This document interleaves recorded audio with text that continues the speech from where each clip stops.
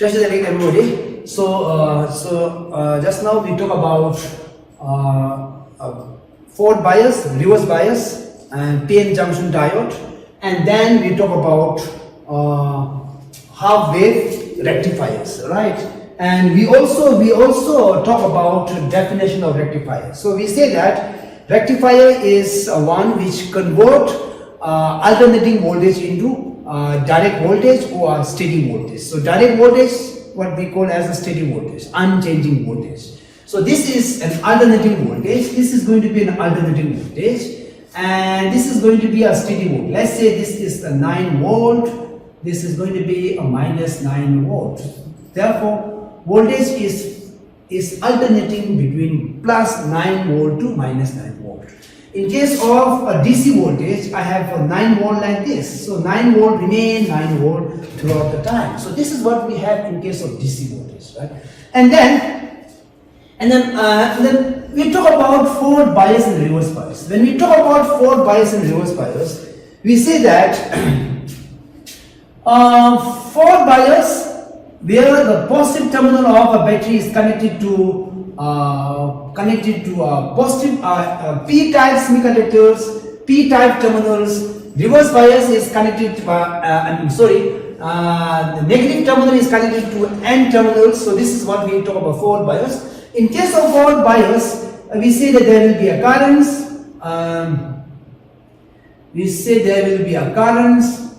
All right, and I say, and circuit is what we call as a closed circuit. We call circuit is a closed. All right, there will be a currents. I say it conduct. So forward bias, whenever there is a forward bias, it conduct, and circuit is closed, and there will be a current, right? And when we talk about reverse bias, unless I go beyond reverse breakdown voltage, right? Well, there won't be no conductions. Circuit doesn't conduct. That means current is going to become zero, and circuit is what we call as open. All right, it doesn't conduct. Circuit is open. All right. So this is what we call as reverse bias. So whenever there is a reverse bias, there won't be any current. Circuit is what we call as open circuit. All right. Whenever we talk about forward bias, is it a lower current? Why? Because the forward bias threshold voltage is 0.7 volt, right? What about reverse breakdown? Maybe 60 to 70 volts. So therefore, it is almost open or doesn't conduct. This is what we have reverse bias. Because of which, therefore, we say that when we talk about half wave rectifiers, during the half cycles, diode remain a forward bias, so there will be a voltage, so there will be a currents, and then during the next negative half cycles, this diode become a reverse bias, so there won't be any voltage, there won't be any currents. So therefore, voltage that you supply, this is the voltage, input voltage you supply, and output is going to become, there will be a voltage, no voltage, there will be a voltage. So this is what is going to become, this is what we have, right? So now the problem with the half wave rectifier is the voltage is not at all steady. So our objective is to get a steady voltage, right? So we won't be getting a steady voltage. Instead, we get a voltage for some time, then there won't be any voltage, again voltage for some time, and that voltage is again increasing and decreasing. So what we need is, we need a steady voltage. So how to achieve steady voltage is the half wave rectifier, full wave rectifiers. When we talk about full wave rectifiers, right, we have two ways of designing full wave rectifiers. Number one is we'll be having a 4 diode across 4 sides, and then another way is we'll have only 2 diodes with central taps. In our book, we'll be discussing only about 2 diodes with central tap, right? So in case of full wave rectifier, we have 2 diodes, and then we have a central tap. we have center tap. Okay, and then what I would like to tell you is the one terminal of output, one terminal is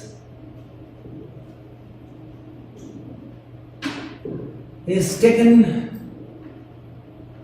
either from D1 or from D2, right? And another terminal, right, is taken from center tapped.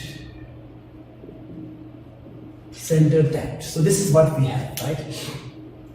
So here what I would like to do is let's say I have input voltage like this. This is input voltage 10 volt minus 10 volt, right? So in case of full wave rectifiers, if D1 is a forward bias, then D2 remain a reverse bias. And the next half cycle, if a D1 is a reverse bias, and then D2 automatically become a forward bias. So it is like this, right? And the D1 and D2 become a forward and reverse alternatively. So therefore, we will at the output we will be getting always voltage. We will be getting always voltage. So it is something like this, right? So let's say this is 10 volt. All right, this for half cycle, right? This half cycle. Let's say this cycle, right? This cycle, half cycle. Let's say this is 10 volt, and this is 0, right? If I say the half cycle, this is 10 volt, and this is going to become a half 5. This is 0, right? So look at here. For half cycle, first half cycle. For first half, D1 is forward bias. The reason is that D1 is forward bias. Reason is that voltage, what is the voltage? Voltage is 10 minus 5, which is equal to 5 volts. So positive voltage, so this is plus 5 volt, right? And what about D2? D2 is a reverse bias. D2 is a reverse bias. How D2 become reverse bias? 0 minus 5 is going to become minus 5. So D2 is reverse, right? So reverse bias. So that means first positive half, I'm going to say positive half. First positive half, D1 become a forward, D2 become a reverse.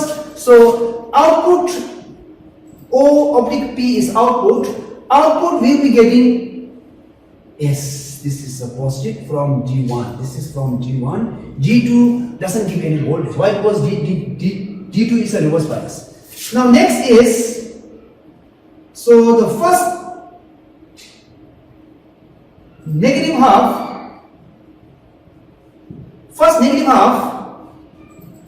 D1 is a reverse bias. Negative half means this is going to become a 10. This is going to become 10, and this is going to become 5, and this is going to become 0, right? So 10 minus 5 is going to become what? 10 minus 5 is going to become 0 minus 5. This is going to 0 minus 5 is going to become minus 5. So this is minus 5.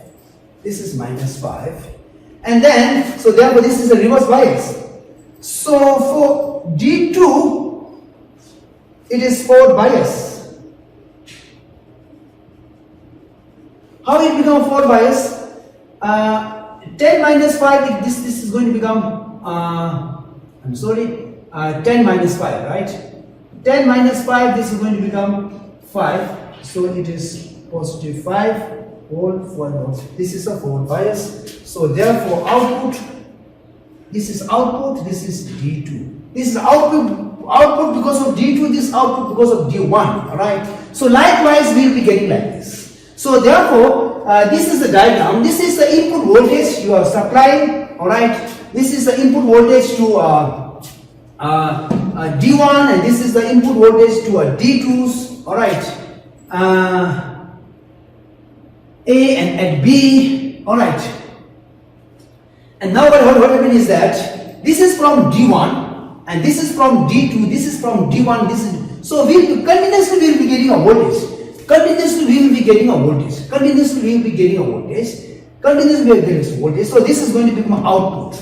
So now look at, see the difference between a half wave rectifier and full wave rectifiers. In case of half wave rectifier, there won't be any voltage for half a cycle, there will be a voltage for half a cycle. Now in case of full wave rectifier, we get a continuous voltage. We get the problem, however, problem is that the voltage start increasing and decreasing. There is no steady voltage. The problem is there is no steady voltage. Voltage goes on increasing and then decreasing, increasing, decreasing. So how to achieve steady voltage? How to achieve steady voltage? So this is the point, right? So for that, what we are going to do is we are going to put a filter circuit. We are going to put a filter circuit. So now this is the full wave rectifier. This is the full wave rectifier, and the output of a full wave rectifier is output of full wave rectifier. This is the output of full wave rectifier. Output of a full wave rectifier is applied to a capacitors, right? Applied to a capacitors. This is output. Let's say I have like this, and then output is going to become like this.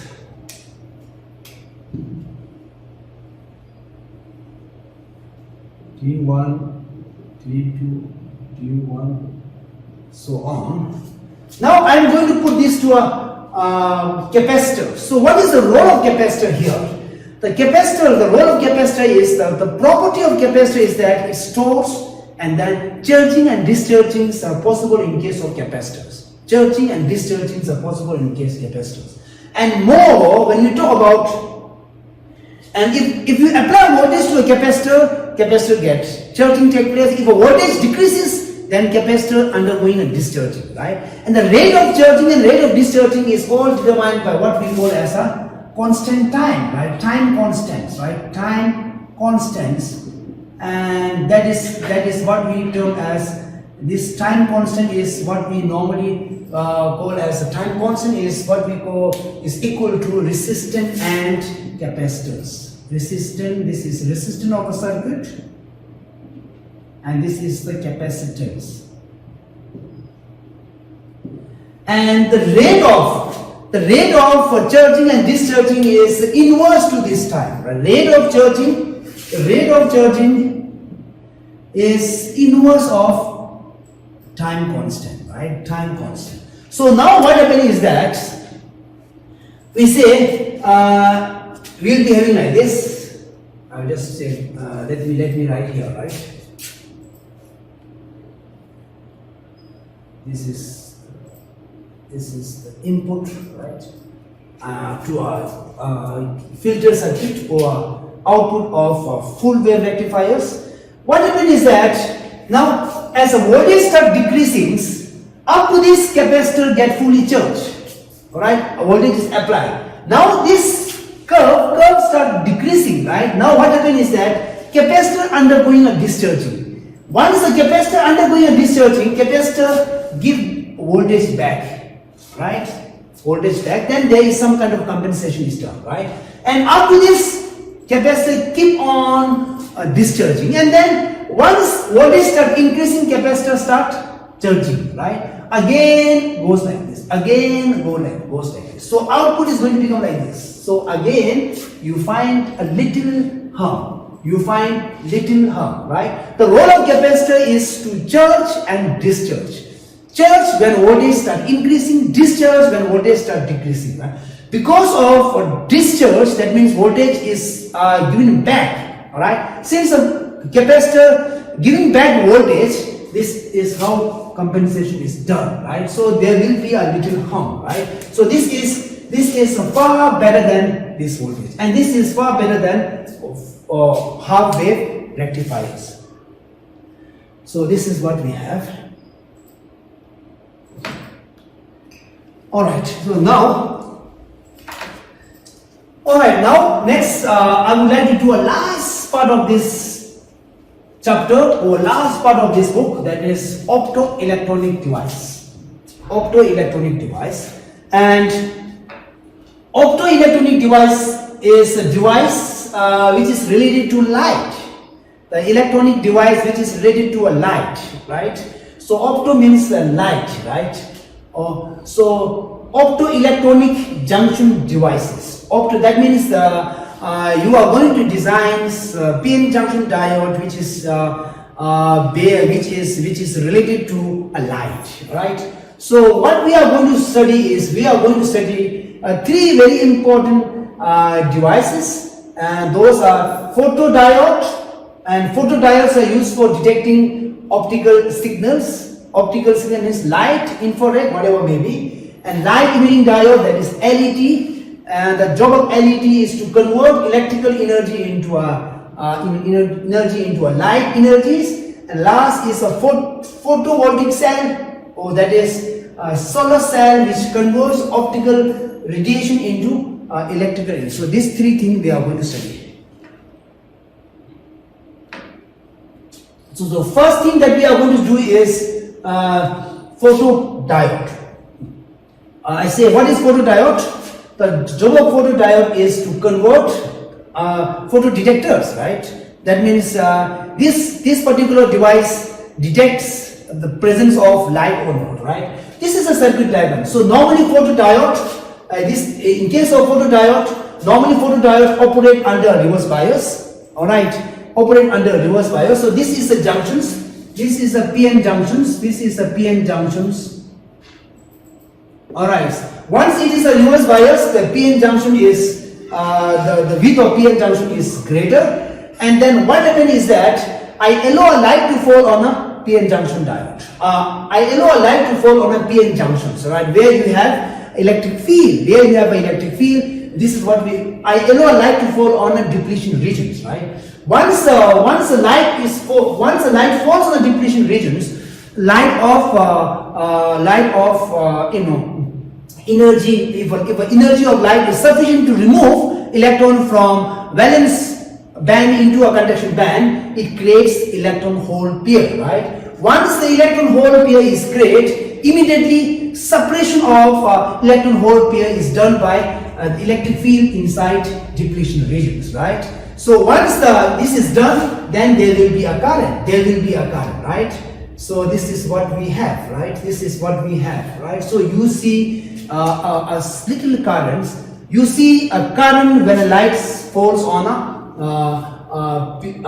depletion region. So this is how we detect a light. Okay, and this is the VI characteristic curve. This is the VI characteristic curve, and depending on the intensity of light, and the current vary. If intensity is greater, current is more. If intensity is less, current is less. Okay, this is photodiode. It is a special PN junction diode which operates under reverse bias. When a light of energy greater than the energy gap of semiconductor, that energy gap means the forbidden gap or forbidden band. So that is the energy gap between conduction band and valence bands. The whole pair generally due to absorption of photons, and the generation of electron hole pair take place in or near depletion region of the diode. So electric field will separate the electron hole pair before they recombine, right? So therefore electrons are collected at the N site and holes are collected at the P site, and the photocurrent is directly proportional to intensity. If a light intensity is more, the more number of electron hole pairs are created, and therefore the current is going to become therefore the photocurrent is going to increase, right? So the job of photodiode is to detect photo signal, an optical signal, right? So this is what we have, right? This is what we have. I allow a light to fall on PN junctions, and this is how it operates. Basic biasing arrangement, right? Now next I would like to do is light emitting diodes. So in case of light emitting diodes, the electrical energy is converted into a light. So what happens is that this is the diode. This is the diode. Normally light emitting diode is a heavily dropped PN junction diodes, and here what happens is that because of a heavily dropped PN junction diodes, more holes and more electrons are available, right? So therefore what happens is that if I apply a forward bias, biasings, recombination of electron hole take place. When an electron hole recombination take place, the energy is released, and energy release is in form of light, and this is how light is being emitted, right? So this is what we have, photodiode. This is a circuit diagram. All right, this is a forward bias. So it is heavily dropped PN junction diode which under a forward bias emits spontaneous radiations. Electrons are normally when we talk about forward bias, electrons are sent from N to P, and holes are sent from P to N. Since it is a heavily dropped, number of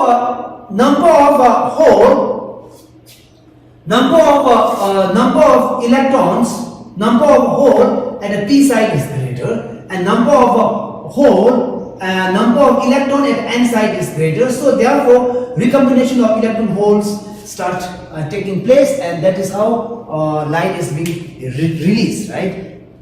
All right. So the X is minority charge carrier, right? So there, why? Because electron that comes from N to P, right? N to P, all right. And since it is heavily drops, you find more electron gets into a P type. Actually, electron is a minority in a P type semiconductor. However, since it is a heavy drop, more electron rush into a P and combination take place, and more hole rush into an N, combination take place, due to which light is released, right? So excess minority carrier at a junction which recombine with the majority charge carrier lead to the release of energy in the form of photons. Alright. So photon with energy equal or slightly less than the band. Again, what kind of light that particular diode can release is the light of energy almost equal to energy gate or energy band, right?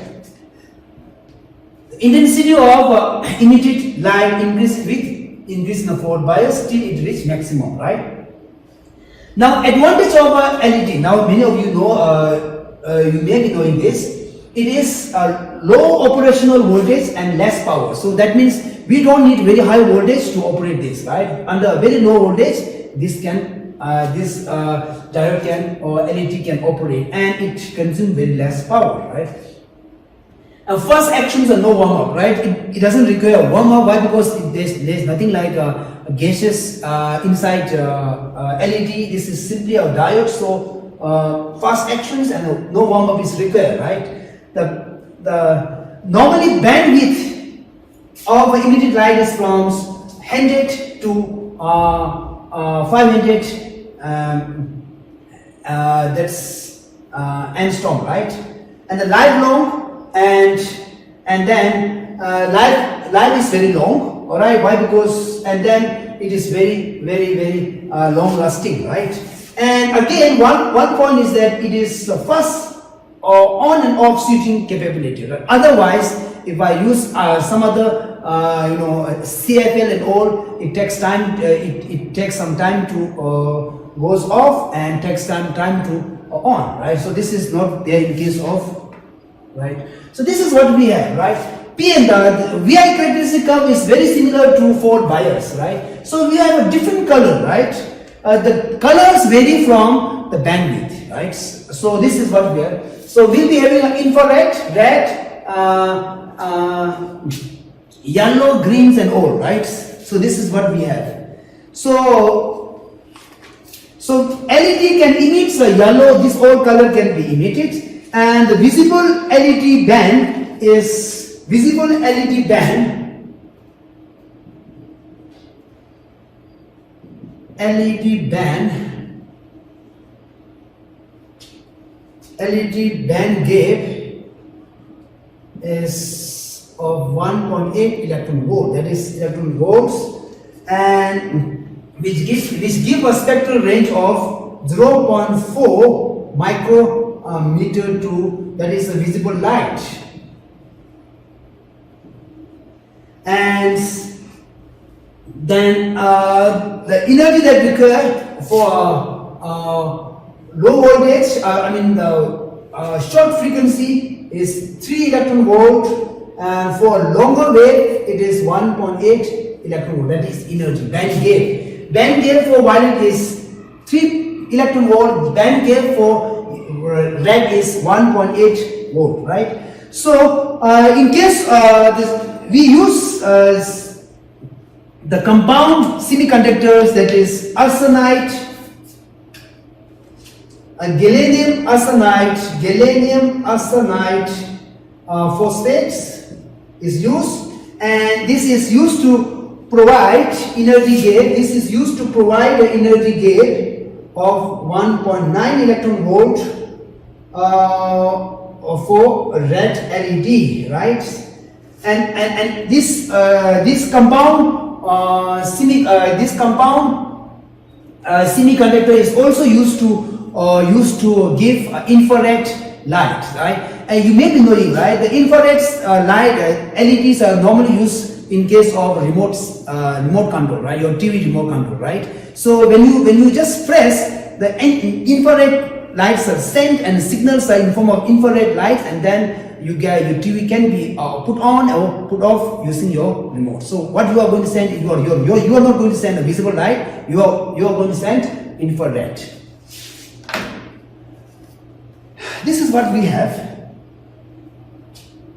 Alright, so recombination take place, this electron hole recombination take place, and light is released, right? Light is being released. So we have a difference. And now last is what we call solar cells, photovoltaic cells. Another, we call it as a solar cells. Now here the job of solar cell is to convert the light energy into electrical energy, right? So the solar cell is consists of again p-n junction, right? So you have a very thin layer of n-type semiconductor, and then we have a p-type semiconductors, and we have a p-n junctions, and you have a front parts and then back parts, and these are the electrodes. These are the electrodes. So what happens is that this is the circuit diagram, right?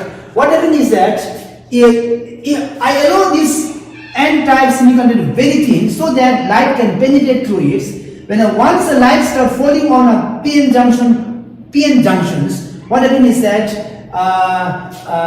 electron hole pair, creation of electron hole pair is done, right? Once the creation of electron hole pair is done, separation is be done by electric field across p-n junctions, and then the collection of electron at one side and the collection of hole at other sides, and this is how voltage is EMF is created, right? So I'll show you this. The solar cell is basically p-n junction which generate EMF when a solar radiation falls on the p-n junctions. It works on the principle of a photodiode, same principle, except photodiode we have apply voltage, right? But then in this case it is not apply voltage, no biasing is done, right? So p-type p semiconductor, therefore of this is p semiconductor, and n-type semiconductor is going to be very very thin compared to p-type semiconductor, right? Then the other side of p semiconductor is coated with the metals, back contacts, and the other top of our n semiconductor is connected to a metal figure, that is what we call as electrodes.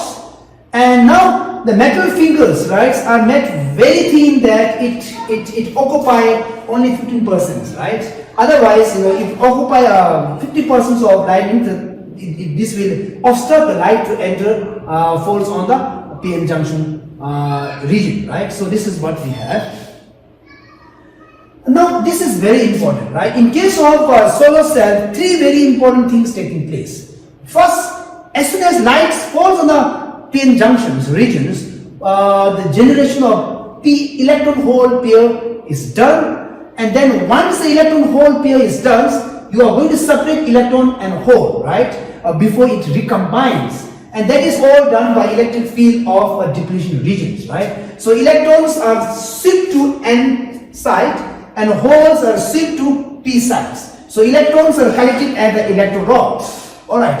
So electron reaching the N sites are collected by phone contact, and a hole reaching P site are collected by the this is a back contact. I'm sorry, this is back contact. Thus, P become a positively potential and N become a negatively potential. So this give rise voltage. So this is how voltage is done, right?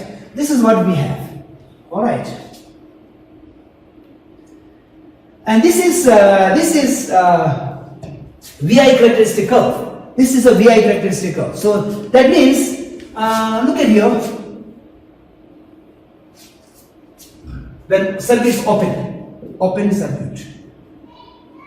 When circuit is opens, if this is PN junctions, P is positive and N is negative. So there is a EMF, there is a potential, right? There is a potential. This is P, this is N junction. Right? So what happens if I close the circuit?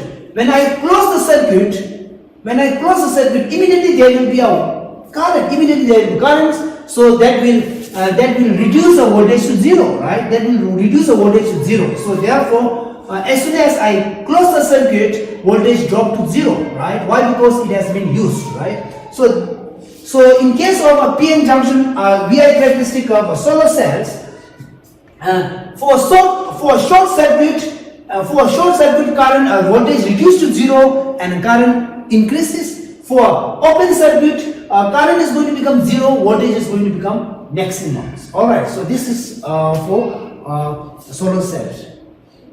So these are the diagrams. All right. So you see how electron hole pairs are done, right? Okay, this is what we have. Light falls on this, electron hole pairs are taking place, and then a separation is done, and due to which lights start glowing, right?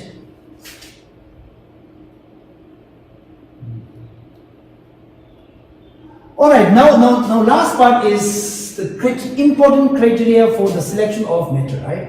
So this is very, very important, right? So what is problem with the solar cell? What is problem with the solar cell is efficiency, and then it is very expensive, right? How to reduce its cost, right?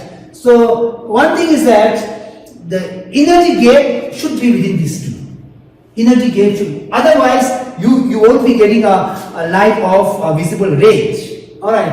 Then that particular device should absorb large amount of light, so high optical absorptions, and then electrical conductivity should be very high. Why? Because voltage is normally very small. Then if electrical conductivity is not high, then so much energy